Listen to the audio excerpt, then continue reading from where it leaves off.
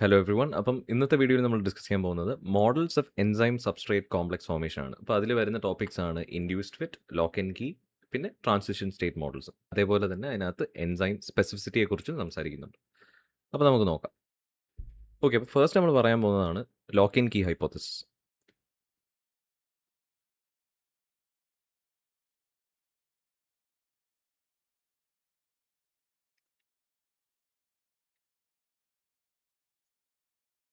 Okay, അപ്പോൾ ഇത് ആദ്യം ഇൻട്രൊഡ്യൂസ് ചെയ്തത് 1890 ബൈ എമീൽ ഫിഷർ.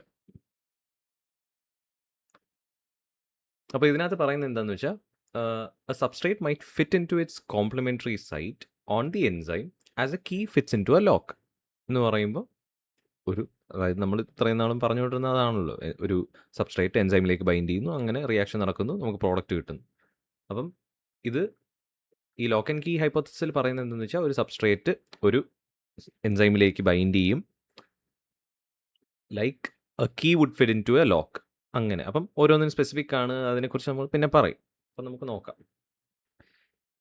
സബ്സ്ട്രേറ്റ്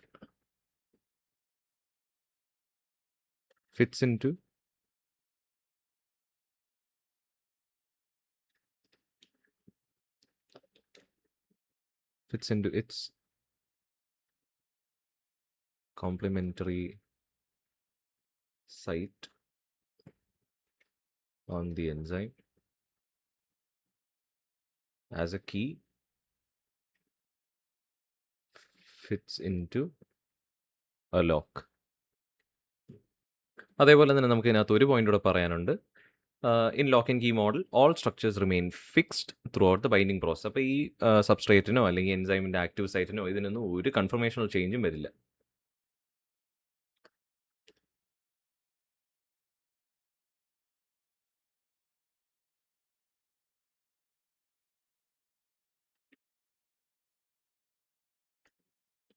അപ്പോൾ ഇതിൻ്റെ ഒരു ചെറിയ ഡയഗ്രാം കൂടെ നമുക്ക് വരയ്ക്കാം.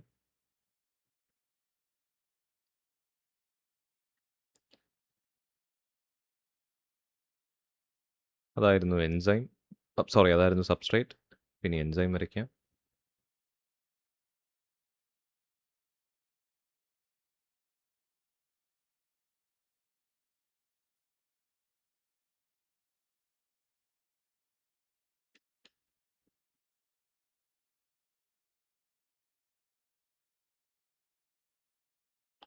ഇതൊരു റഫ് ഡയഗ്രാം ആണ്.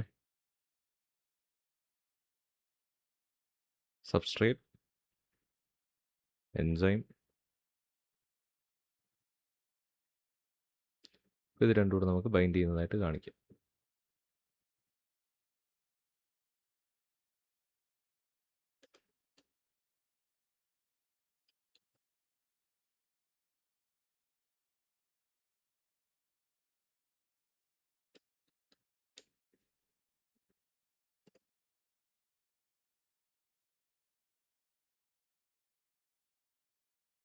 ഓക്കെ, ഇത് എൻസൈം സബ്സ്ട്രേറ്റ് കോംപ്ലക്സ്.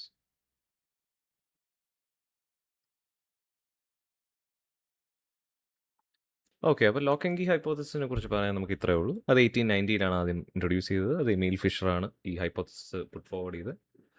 അപ്പോൾ ഇതിൽ പറയുന്നത് substrate fits into its complementary site, അതായത് or active site on the enzyme as a key fits into a lock. ഒരു കീ ഒരു ലോക്കിലേക്ക് കയറുന്ന പോലെ സബ്സ്ട്രേറ്റ് എൻസൈമിലേക്ക് കയറുന്നു എന്നാണ് പറയുന്നത്. അപ്പോൾ ഇവിടെ സബ്സ്ട്രേറ്റ് എൻസൈമിലേക്ക് കയറുമ്പോൾ അവിടെ കൺഫർമേഷണൽ ചേഞ്ച് ഒന്നുമില്ല. എല്ലാ സ്ട്രക്ചറും സെയിം ആയിട്ട് തന്നെ ഇരിക്കും. അതിൽ പ്രത്യേകിച്ച് ചേഞ്ച് ഒന്നുമില്ല. അതിൻ്റെ ഒരു ഡയഗ്രാം കൊടുത്തിട്ടുണ്ട്. അപ്പം നെക്സ്റ്റ് ടോപ്പിക് എന്ന് പറയുമ്പോൾ ഇൻഡ്യൂസ്ഡ് ഫിറ്റ് ഹൈപ്പോത്തസിസ് നോക്കാം.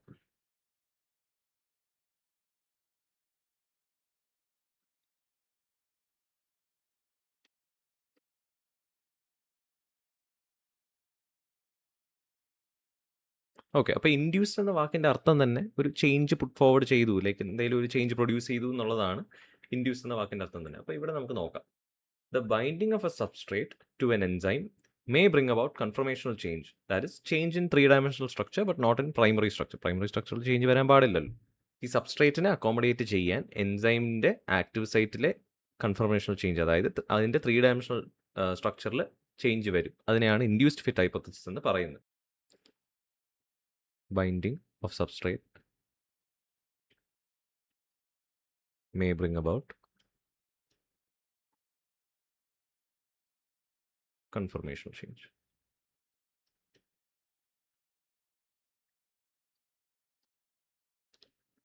ഇത് ഇൻട്രൊഡ്യൂസ് ചെയ്തത് ഡാനിയൽ കോഷ്ലൻഡ് ആണ് in 1958. But he suggests that the structure of a substrate may be complementary to that of the active site in the enzyme substrate complex, but not in free enzyme. ഈ സബ്സ്ട്രേറ്റിൻ്റെ structure എൻസൈമിൻ്റെ active സൈറ്റുമായിട്ട് complimentary ആവാം in N enzyme substrate complex. പക്ഷേ free എൻസൈമുമായിട്ട് compare ചെയ്യുമ്പോൾ ഇവർ തമ്മിൽ ഒരു similarity ഇല്ല, ചിലപ്പോൾ like complimentary ആവണമെന്നില്ല. അതാണ് ഇൻഡ്യൂസ്ഡ് ഫിറ്റ് ഹൈപ്പോത്തസിസിൽ പറയുന്നത്. A conformational change takes place in the enzyme during the binding of the substrate, which results in required matching of structure. ബൈൻഡിങ്ങിൻ്റെ സമയത്ത് എന്തെങ്കിലും ഒരു കൺഫർമേഷണൽ ചേഞ്ച് നടക്കുമ്പോൾ അങ്ങനെയാണ് സബ്സ്ട്രേറ്റിനെ എൻസൈമിലേക്ക് അക്കോമഡേറ്റ് ചെയ്യുന്നത്. In each interaction, the structure of one component, അതായത് substrate or hand, remains fixed and the shape of the second component, which is the active site or glove, changes to become complementary to that of the first. അപ്പോൾ നമ്മളിപ്പോൾ നമ്മുടെ കയ്യിലേക്ക് gloves ഇടില്ലേ, അപ്പം ആ gloves ഇടുന്ന സമയത്ത് gloves it's almost similar to our hand. അപ്പോൾ നമ്മൾ ഗ്ലൗസ് ഇടുമ്പോൾ ഈ ഗ്ലവ് നമ്മുടെ ഹാൻഡിൻ്റെ ഷേപ്പ് എടുക്കും. ഓക്കെ, അപ്പോൾ അതാണ് ഇവിടെ ഒരു എക്സാമ്പിൾ ആയിട്ട് പറഞ്ഞേക്കുന്നത്, ലൈക്ക് മനസ്സിലാക്കാൻ എളുപ്പത്തിന് വേണ്ടി. അപ്പോൾ ആ സെൻറ്റൻസ് ഒന്നുകൂടെ പറയാം. In each interaction the structure of one component, അതായത് സബ്സ്ട്രേറ്റ് ഓർ ഹാൻഡ്, നമ്മുടെ കൈ, റിമെയിൻസ് ഫിക്സ്ഡ്, അതിൽ മാറ്റമൊന്നുമില്ലല്ലോ. And the shape of the second component, which is the active site or glove, changes to become complementary to that of the first. ഇപ്പോൾ ഇതിനുള്ള diagram വരയ്ക്കാം.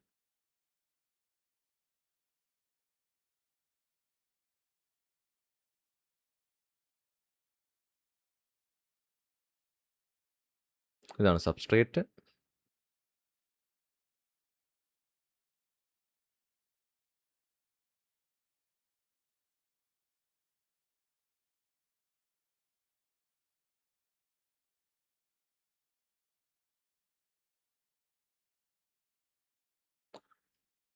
ഇതാണ് enzyme.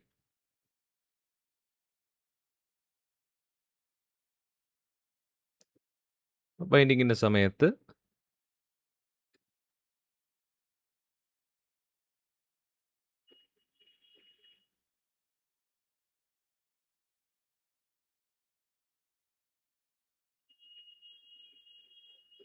നമുക്ക് ഇങ്ങനെ തന്നെ ഒരു എൻസൈം സബ്സ്ട്രേറ്റ് കോംപ്ലക്സ് കിട്ടും.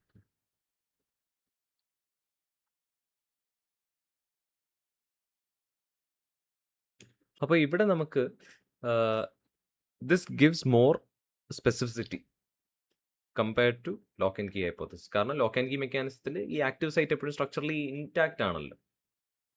അപ്പം ഏതൊരു സ്യൂട്ടബിൾ റിയാക്റ്റിംഗ് ഗ്രൂപ്പിനും അങ്ങനെയാണ് കോമ്പറ്റേറ്റീവ് ഇൻഹിബിഷനൊക്കെ നടക്കുന്നത്. അപ്പോൾ ആർക്ക് വേണോ വന്ന് ബൈൻഡ് ചെയ്യാം, regardless of whether it is an appropriately bound substrate.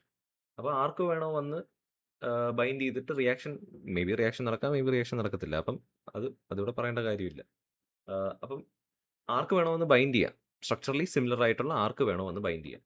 പക്ഷേ ഇൻഡ്യൂസ് ഫിറ്റിൻ്റെ കേസിൽ different catalytic components might be separated by a considerable margin in the free enzyme, minimizing the risk or a chance of collision of a reactive group with both of them. It is also possible that access to the catalytic groups of free enzyme might be blocked.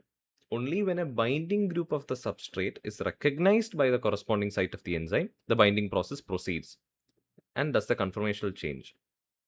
അങ്ങനെ അപ്പം നമുക്ക് ആവശ്യമുള്ള substrate, അതായത് ഈ എൻസൈമിന് favourable ആയിട്ടുള്ള substrate വരുമ്പോൾ അത് recognise ചെയ്തിട്ട് മാത്രമേ ഒരു കൺഫർമേഷണൽ ചേഞ്ച് ഉണ്ടാകത്തുള്ളൂ. ഈ കൺഫർമേഷണൽ ചേഞ്ച് വരുമ്പോഴാണ് പിന്നെ സബ്സ്ട്രേറ്റിന് പ്രോപ്പറായിട്ട് ബൈൻഡ് ചെയ്യാൻ പറ്റുന്നത്. ഓക്കെ, അപ്പം ഇൻഡ്യൂസ്ഡ് ഫിറ്റ് ഹൈപ്പോത്തസിസിനെ കുറിച്ച് ഇത്രയേ ഉള്ളൂ. ഇപ്പം നെക്സ്റ്റ് ടോപ്പിക് എന്ന് പറയുമ്പോൾ ട്രാൻസിഷൻ സ്റ്റേറ്റ് മോഡൽസ്.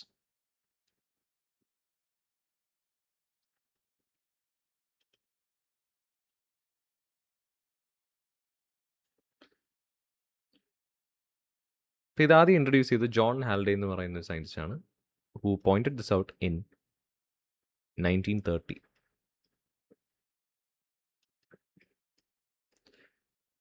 പുള്ളി പറഞ്ഞതെന്ന് വെച്ചാൽ ഇപ്പം ബൈൻഡ് ചെയ്യാനായിട്ട് ഒരു പെർട്ടിക്കുലർ എമൗണ്ട് ഓഫ് എനർജി എടുക്കുമല്ലോ. ഈ സബ്സ്ട്രേറ്റിനെ ഡിസ്റ്റോർട്ട് ചെയ്ത് ബൈൻഡ് ചെയ്യാൻ ഒരു particular amount of energy use ചെയ്യുന്നുണ്ടെങ്കിൽ പിന്നെ ഫർദർ റിയാക്ഷൻ ക്യാരി ഔട്ട് ചെയ്യാൻ അതിൽ കുറച്ച് എനർജി മതിയല്ലോ എന്നുള്ളതായിരുന്നു കോൺസെപ്റ്റ്. അപ്പോൾ ഈ കോൺസെപ്റ്റ് പിന്നെ ഫർദർ ഡെവലപ്പ് ചെയ്തത് ലിനസ് പോളിംഗ് ആണ് ഇൻ 1948.